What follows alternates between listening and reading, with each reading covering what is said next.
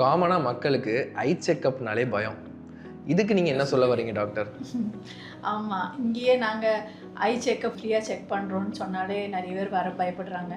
கேட்டால் ஏதாவது சொல்லிடுவோமோ, கண்ணில் பிரச்சனை இருக்குதுன்னு சொல்லிடுவோமோ அப்படின்னு சொல்லிட்டு.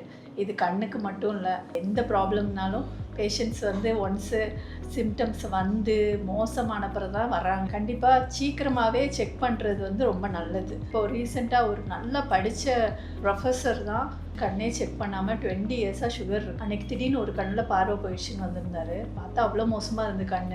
ஏன் சார் நீங்கள் செக் பண்ணல? எனக்கு நல்லா தானே இருந்தது பார்வை, நான் ஏன் செக் பண்ணணும்? அதுக்கப்புறம் இப்போ அவருக்கு கண்ணில் நரம்புக்கு சர்ஜரி பண்ணுற ஸ்டேஜில் இருந்துச்சு கண்.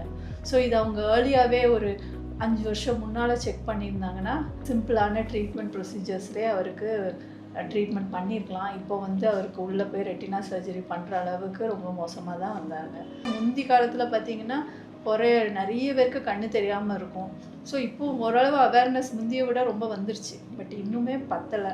நான் பேஷண்ட்ஸ்கிட்ட கேட்டால் என்னை யாரும் பார்க்க சொல்லலை அப்படின்னு சொல்கிறாங்க. ஆனால் எல்லா இடத்துலையும் சொன்னாலுமே அவங்க வில்லிங்காக இல்லை. நாங்களே நிறைய பேஷண்ட்ஸ்கிட்ட பேசினாலும் வேண்டாம் வேண்டாம் அப்படின்னு ஃப்ரீயாக செக் பண்ணால் கூட வில்லிங்காக வரமாட்டேங்காங்க. ஸோ இந்த ஸ்டேட் மாறணும். அவங்களுடைய ஹெல்த்தை அவங்க கேர் பண்ணணும் அப்படின்ற ஒரு முடிவு அவங்க எடுத்தால் சீக்கிரம் இந்த மாதிரி டயபெட்டிக்னால பார்வை போகிறதெல்லாம் நம்ம அவாய்ட் பண்ணணும்.